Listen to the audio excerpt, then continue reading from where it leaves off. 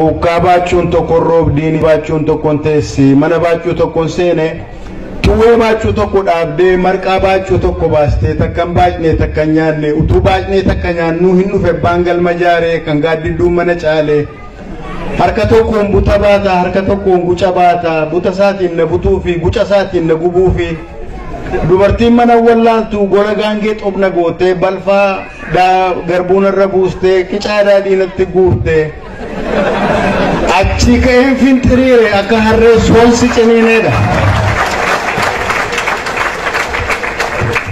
Isaan kun walaloo warra nuyi boodii jennee moggaasuu dandeenyudha jechaadha.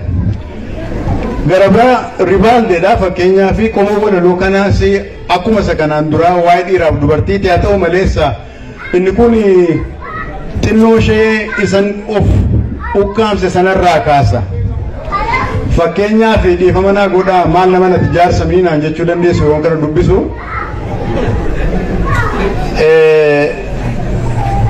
Yoon barbarree laga dhaabee sangaan badee keessan dheeduu yoon jarjaree bira baasee harkaan qabdee keessan keessu heedha.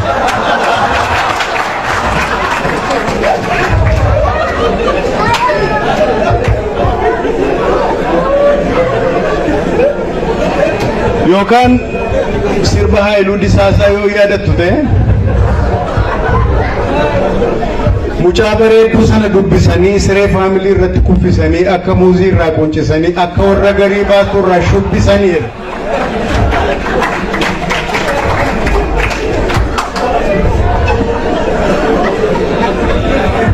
Yoo kanaan achi immoo inni fakkeenyaa fi hinaaffaanii micciiree qabeenii yoo bariiteen saawwa yaastee dafinee na yaastu gaangee yoo nama yaaddee muujaree na nyaattu waan keedha.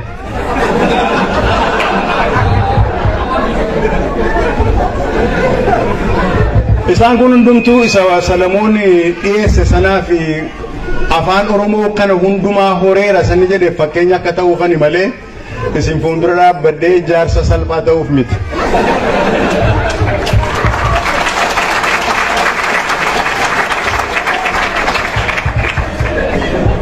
Garabiraatti isinii dabaluudhaaf mucaa boddosee jakuullee jedhee sossobee na fuudhee birriin okkotee shan guutee jedhee sossobee na fuudhee yeroon okkotee harka kaa'u barariin ukoo na guutee yeroon boorsaasaa harka kaa'u rigaa 55 fuudhee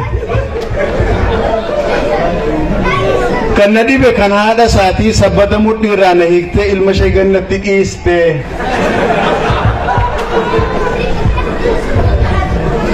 isaaf hin dubbisu. Adubbifamoo sabbata mudhii irraa na hiiktee ilma ishee gannatti dhiiste agguudduu lafatti dhiibee haduutuuf natti gannatti dhiibee ani duune galata waaqii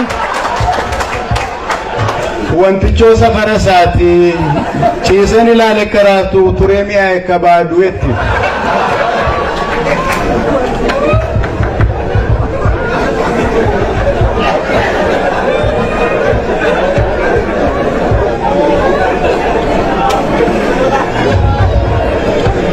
Inni irrooti kede beetu biyya kana jiraanna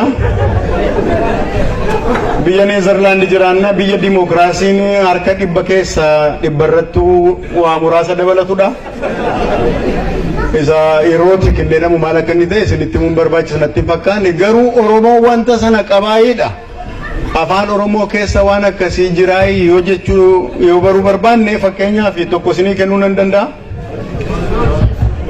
Laki baa qalbii sireen naan cabdii sireen koo siree sooyyamaa obboon koo galee dheekkamaa laki baa qalbii kuni isa irrootiif jedhu sanan walumatti qabaatti Oromoon qoosaa qabaayii inni jennee gaafanne egaa kunumti mataan isaa qoosaa ta'uu danda'a garuu waa tokkoon isinitti hima qoosaa durii qotee bulaa biratti odeeffaman ijoollee qotee bulaati baay'een keenya gaxariitti guddanne baadiyyaatti guddanne waa baay'ee dhageenya inni baadiyyaatti dubbatamu isa magaalaatti dubbatamuuf badaa mi'aawta inni magaalaa keessaa immoo isa baadiyyaatiif badaayyuu mi'aawta garuu tokkoon isinitti hima yookaan lamaan tokko qoosaa duriiti abbaa faadhatu maa isaaniitti jiru yuu mucaa gurguraan tokko ulaa baneetti seena jennaanii afaanii mi'aawu afaan ijoolleetiin abbaa maal hojjettaa innaan haadha kee jilbishee dhukkubnaan jilba kootiin sukkuumaa fi jiraa jedheen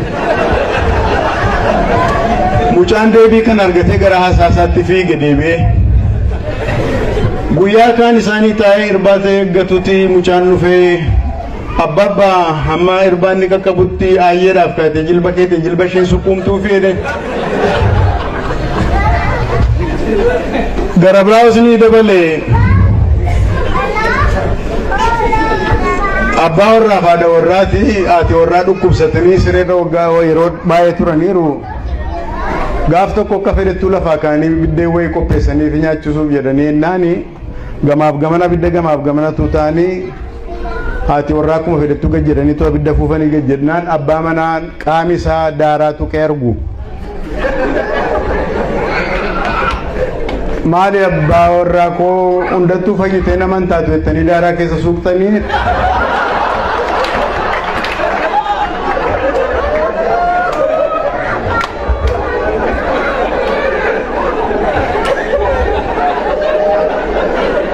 jennaan namichi anoosi dhukkuba hedheeni malee kaanee waa yaalluuree hedhee gaafannaa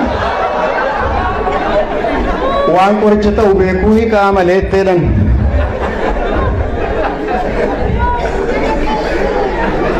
qoosaa jabana kanaa ammoo ijoolleen yaanni wal godhan yoo isinitti mee tokkotu lama ta'anii wal bira ta'anii to'a isaaniitti inni tokko amuummata inni tokko amuummannaan inni taa'ee ilaalu afaan isaa keessa quba kaa'e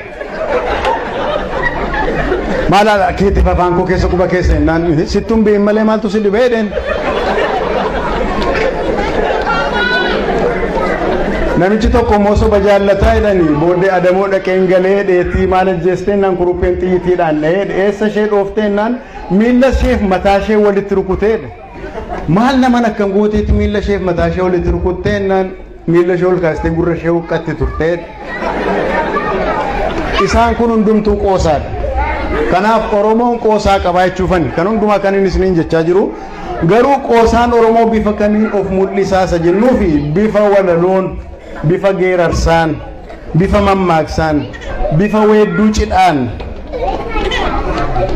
bifa weedduu da'umsaan bifa holootiin akkasumas afoolaan akkasumas saadoodhaan ani hammanatu natti mul'ate warri dubbii kana gadi fageessanii qorachuu barbaadan kana caalaa saaxila baasuu danda'u natti fakkaata egaa akkuma beennu akka sirna gadaatti namni umriidhaanitti gulantaa umriitiin hiramee deema ijoolleen gara waggaa 8 gadii jiran akkuma beektan abidda bira ta'anii taphatu ibboo taphachuu jira ibboon teenii taphachuu jira mock fights yookaan mock drama adda addaa kana hojjechuutu jira achi keessaas fakkeenya baay'ee isinitti himuu nan danda'a garuu muraasa isinii kennuudhaaf ibboo yeroo taphatan fakkeenyaaf arrabsoo isaan wal arrabsantu jiru utuuni arrabsicha isiniin kenniniin fuuldura biyya Ameerikaanii fi biyya Ingilizii faa kana keessa waggaa dhibboota 2 darban kana keessa wanta developii godhan popular culture keessa roast comedy wanta jedhamu tokko jira roast comedy kun wal qoccoluu keechaati qoccolloodha wal aarsuu garuu wal rukuttaatti deemu walitti kolfuudha nama ofitti kofalchiisuudha jechaadha ijoolleen keenya wanta akkasii kana abidda biraatti taphachuutti kaati roast comedy kana fakkeenyaaf ibboo gaafata ibboo deebisuu dadhaba dhugiitti jedhe yookaan iddoo kaan itti immoo akka jedhamutti biyya naa kenneedha biyya kennaaf yeroo sana utuu deebiin deebisanii fuuldura arrabsootu jira akkas miti arrabsoon sun maal fa'i yaadattu dhugii yoo jedhe dhugee baksaa bulee baddaa'edha kan koo madaadatti kan kee qadaadatti kan koo madaala fayyaatti kan kee qadaada cabaatti irraan gadee kaadhu bofa diimaa nyaadhu gufuu gugguuftuu jala bahitu dhudhuuftuu ganna bahi handaqee irra ciise albaatii gadhiisi dhagaa tooraa ta'e bifaan hoolaa ta'e dhagaa tarree ta'e bifaan harree ta'e eelee jala loyi haadha kee harkaa dhoyi shumburaa manaa gadii gungumaa manaa badeedha abbayyii duuba qilxuu alba'ee fuula dhiqqoo jedhee arrabsa mucaa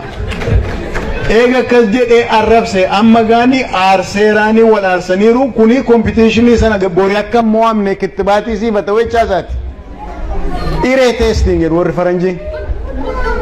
Achi booddee reconcile gochuu qabu. Kanaan nafu dubbiin safuun cabeeraa arrabseeraani kanaan nafu safuu sana deebisee ijaaruu qaba. Maal jedha fardiin dannabsu an kana caalaa sin arrabsu waraabessi adda booqaa siyaas hallaqsu deebiinsaa kana dhaayidheetti hima. Okay? Kuni abidda biratti isa ibboodhaaf taphatamu.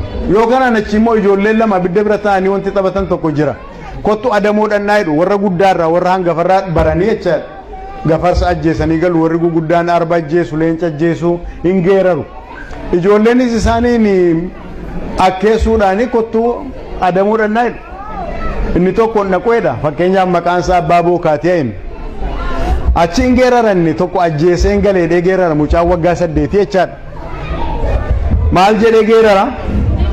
Abbaa Bookaa gadhiitti mana kee boroo taa'ii gaayyaa kee huuffee kaa'ii anillee ajjeesee hin galee kan hin ajjeesetti iyyuu qurquraa gumbii jalaa dhagaa daakuu jalatti geemmii abiddaa gamatti nama taa'u biratti boojjitoo masas godheen adda isaa basa godheedha hantuuta ajjeese jechaadha isin galee. Kun ijoollummaatti isa taphatamu. Guguddaa ta'anii waggaa 8 waggaa 18tti adamoo dhaqanii namni tokko fakkeenyaaf booyyeedhuma ajjeesee wanni fokkora baay'ise yoo dhagaanii itti qoosu namicha sanatti. Maaliif warri fokkoru silaa warri geeraru warra arba leenca ajjeesedha namni tokko booyyee yookaan kuruphee yookaan bosonuu ajjeesee hammuma sana baannachuu qaba isinitti fakkaata. Kanaaf namichas akkas ta'u kanatti maal jedhuuni maal jedhe abaluu jedhu fakkeenyaaf Tolasaa Dawotee maqaan isaa maal jedhe Tolasaan gaafa booyyee ajjeesee jedhu. Inna geenyaatu waa inni jedhu maal jedhee geerare yaa jedhu lafa dabootti akkas jedhu jechaadha. Ittiin jiruu hojjechuudhaaf qoosaadhaan of jajjabeessuuf.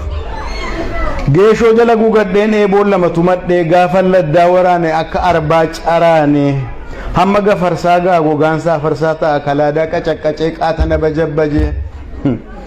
Afaansaa kalaadaadha Amaaraaf Asaamaadha jedhu akkas jedhee geerareetti hin jedhu.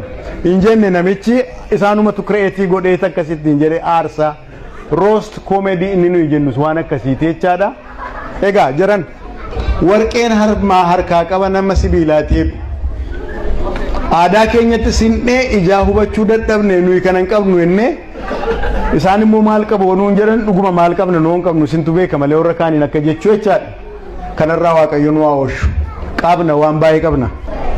Fakkeenyaaf weedduu cidhaa keessatti yeroo wal arrabsanii nuyi durbeen keenya nu durbeen waayyuu yoo bishaan dhaqne yoo qoraan dhaqne yoo dhiira garree karaarraa gorree mee darbaa jennaa jedhu.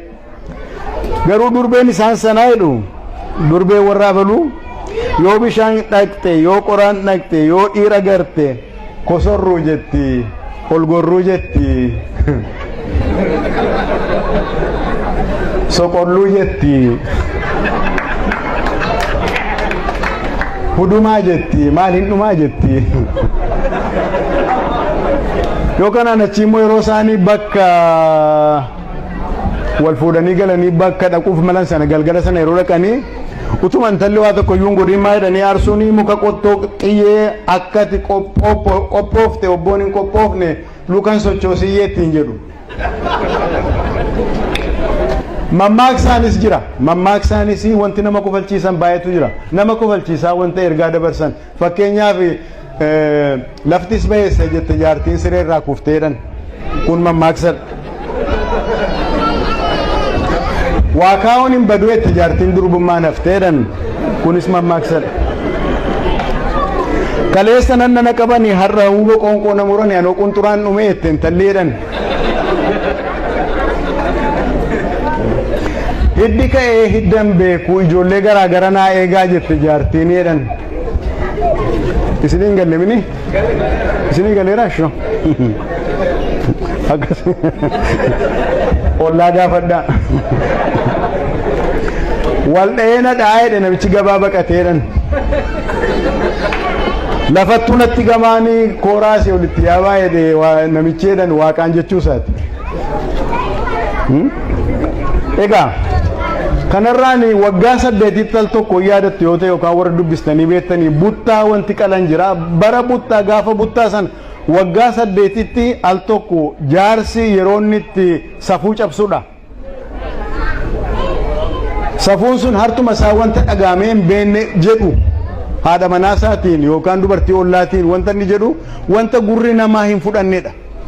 Ammatti amma yeroo yaadnutti jechuufan yoomi kan kana saalfachuutti kaana eega amantee bakkeedhaa dhufan kana fudhachuutti kaana amantee islaamaa amantee kiristaanaa eega fudhachuutti kaanne wanti kun safuudha kun akkasiin jedhamu jechuutti kaana. Haa ta'u malee yeroo sanatti waggaa 8 al tokko akka garaa isaanii dubbatu jaarsoliin jaartiitti jechaadha. Maaf akkas godhu jedhanii yeroo jaarsolii bulan gaafannu sababi isaan kana godhanii fi yoo nuyi kanan goonu ta'e dargaggeessatu intala sodaata leeyya'a qaanaa kanneetii sodaatu waada shan fakkaatu sayidhan beektu akkas jechaadha. Kormatu goromsa leeyya'a qaanaa generational continuity tu citaa boqqollootu sandaabu xaafiitiin daraaru yoo nuyi akkasiin goonu ta'e dhaniitii sodaatu jedhama. Egaani ammaaf nagaa hedduu galatoomaa.